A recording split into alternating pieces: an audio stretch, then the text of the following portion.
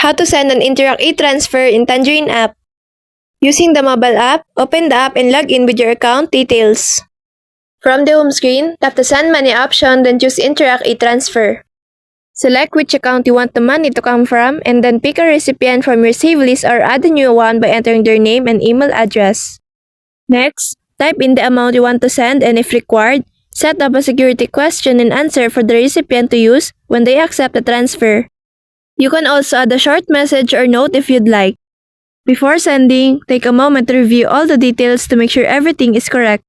Once you're ready, tap Send to complete the transfer and you'll see a confirmation right on your screen. In most cases, the money is received almost instantly, and the recipient will get a notification with instructions on how to deposit it into their own bank account. This makes it an easy and secure way to send money directly from your Tangerine app. So that's all for this video. I hope this helps. Thank you.